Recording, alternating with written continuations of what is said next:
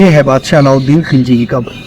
तो आज मैं आया हूँ दुनिया की सबसे ऊंची मीनार जिसका नाम है कुतुब मीनार, और यहाँ है एक लौह स्तंभ जो कि 1600 साल पुराना है। तो सबसे पहले हम यहाँ से टिकट लेंगे। तो ये जो सामने की तरफ दरवाज़ा दिखाई दे रहा है, हम यहीं से एंट्री करेंगे। अंदर एंट्री करने के लिए हमें यहाँ पर टिकट चेक कराना होगा। तो जैसे ही हम कुतुब मीनार के अंदर आएंगे इस गेट से, तो हमें सामने की तरफ दिखाई देगा कुतुब मीनार, और सीधे हाथ पे दिखाई देगी एक मस्जिद जो कि शाही मस्जिद कही जाती है। थोड़ा सा आगे आने के बाद हमें दो रास्ते दिखाई देंगे, एक दाईं तरफ और एक बाईं तरफ। तो जो दाईं तरफ रास्ता गया है ये बादशाह इल्तुतमिश की कब्र पे गया है, और यहाँ और भी बहुत सारी कब्रें हैं। तो हम यहाँ आए हैं कुतुब मीनार पे, तो पहले हम कुतुब मीनार देखेंगे, उसके बाद चलेंगे और जगहों पे। तो चलिए हम कुतुब मीनार के पास चलते हैं। कुतुब मीनार एक बहुत ही खूबसूरत जगह है, और कुतुब मीनार के अंदर ही आपको देखने को मिल जाएगी बादशाह अलाउद्दीन खिलजी की कब्र। सबसे पहले हम कुतुब मीनार घूमेंगे और उसके बाद चलेंगे बादशाह अलाउद्दीन खिलजी की कब्र पे। कुतुब मीनार के बाईं तरफ अगर हम देखते हैं तो यहाँ पर हमें देखने को मिल जाएगा इमाम जामिन साहब का मकबरा। और कुतुब मीनार के अंदर घूमने की कितनी चीज़ें हैं ये सब बताया गया है, आप वीडियो को स्टॉप करके पढ़ सकते हो। अगर मैं बात करूं कुतुब मीनार की ऊंचाई की, तो कुतुब मीनार 240 फीट ऊंचा है। इसको बादशाह कुतुबुद्दीन ऐबक ने 1193 में बनाया था।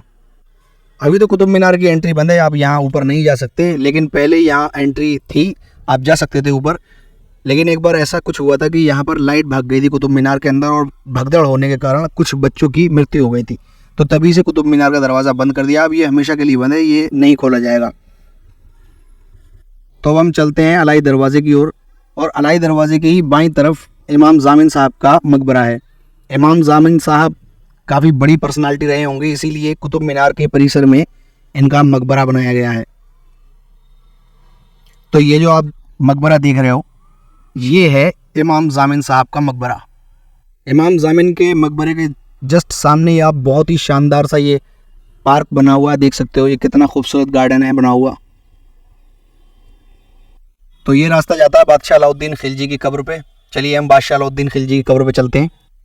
तो अब हम जा रहे हैं अलाउद्दीन खिलजी की कब्र पे।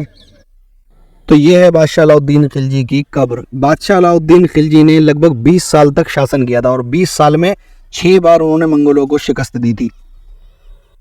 वैसे तो अलाउद्दीन खिलजी को बहुत ही क्रूर बादशाह बताया जाता है, लेकिन अगर शासन के तौर पे देखा जाए तो शासन के तौर पे बहुत ही कामयाब बादशाह रहे थे।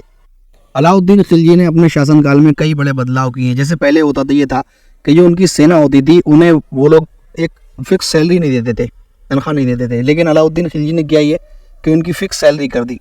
क्या होता था कि पहले ज़माने में लूटपाट जो करते थे, और जहाँ कहीं जंग हुआ करती थी तो उसमें से जो हिस्सा आता था तो उसमें से कुछ परसेंट दिया करते थे, और उसके बाद जो है जो सैनिक होते थे वो अपनी खेती बाड़ी करते थे, मजदूरियाँ करते थे। लेकिन अलाउद्दीन खिलजी ने क्या किया कि जितने भी सेना में सैनिक जाते थे उनके लड़ने के लिए, उन सबकी एक फिक्स सैलरी बांधी।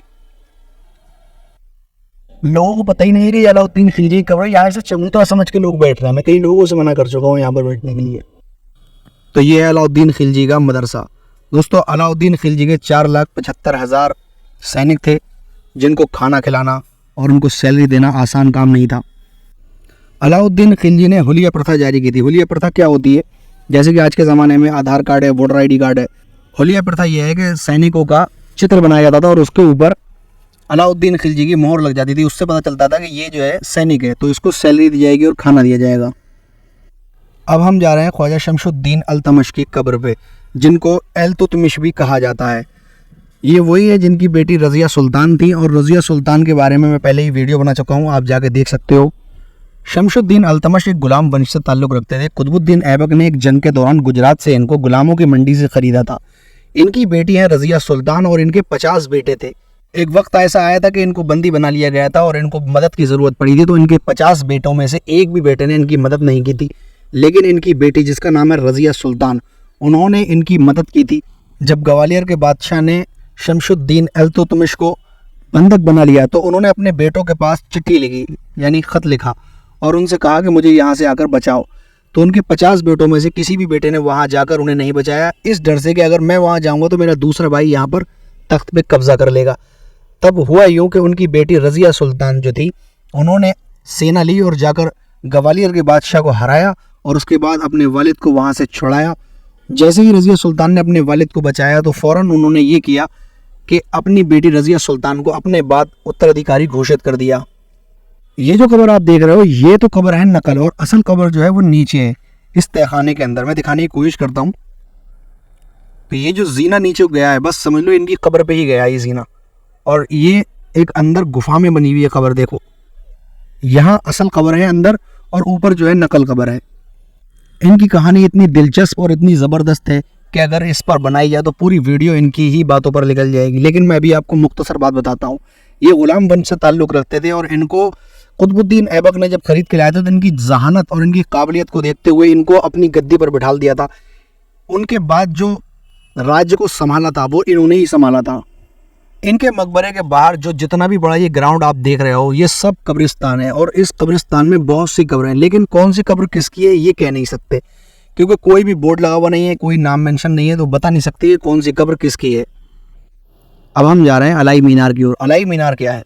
अलाई मीनार अलाउद्दीन खिलजी ने शुरू की थी, जो कि कुतुब मीनार से भी दुगनी ऊंची बनाने की उनकी तमन्ना थी। लेकिन 1316 में उनकी मृत्यु के बाद उनके बाद जो गद्दी पे बैठा, जो बादशाह बना, उसको इस मीनार को बनवाने में कोई दिलचस्पी नहीं थी, इसीलिए अलाई मीनार अधूरी रह गई। जितनी अलाउद्दीन खिलजी ने शुरू करवाई थी, बस शुरू होते ही अलाउद्दीन खिलजी की मौत हो गई थी। उसके बाद में अलाई मीनार यूँ ही अधूरी रह गई। जितनी बन पाई थी बस उतनी की उतनी आज भी आप देख सकते हो। ये खंडर की तरह है देखने में। अच्छा, आप बात करते हैं इस आयरन पिलर के बारे में। दोस्तों ये जो सामने आप देख रहे हो लौह स्तंभ, इसके बारे में ये आता है कि आज तक इसका साइंटिस्ट भी पता नहीं लगा पाए कि इसके अंदर कौन सा लोहा इस्तेमाल हुआ है, जो आज तक इस पर कभी जंग नहीं लगा। साइंटिस्ट भी हैरान है इस बात से। लेकिन हाँ, इस पर कुछ लेख लिखा हुआ है जो कि संस्कृत में, वो मैं भी आपको दिखाता हूँ। थोड़ा करीब से दिखाने की कोशिश करूँगा। आप देख सकते हो बहुत ही क्लियरली इस पर लिखा हुआ है कुछ, लेकिन समझ पाना मुश्किल है मेरे लिए। लेकिन हाँ, कुछ ना कुछ इस पर लिखा हुआ है। और जस्ट इसी के सामने आप देख सकते हो, इस एरिया को कहते हैं मस्जिद कुव्वतुल इस्लाम। मस्जिद कुव्वतुल इस्लाम के नाम से ये जगह जानी जाती है। कुतुब मीनार के खुलने का समय रात को 9 बजे तक है, लेकिन जब शाम को 7 बजे के बाद यहाँ पर लाइटें जलती है तो उसका नज़ारा ही अलग होता है। मैं भी रात तक यहाँ रुकूंगा और रात का नज़ारा आपको ज़रूर दिखाऊंगा। अगर इसके टिकट की बात करूँ तो यहाँ का 40 रुपये का टिकट है, और सबसे करीब मेट्रो स्टेशन कुतुब मीनार है। शाम को 7 बजे के बाद जब यहाँ पर लाइटें जल जाती है तो कुछ इस तरीके का यहाँ पर ये दिखाई देता है। दिन में इसका नज़ारा अलग है, रात में इसका नज़ारा अलग है। आज का ये व्लॉग मैं यहीं पर ख़त्म करता हूँ। दोस्तों अगर मेरी वीडियो आपको पसंद आई है तो मेरी वीडियो को लाइक करें, चैनल को सब्सक्राइब करें, ताकि आने वाली वीडियो आप तक आसानी से पहुँच जाए। मिलते हैं फिर एक और नई वीडियो में।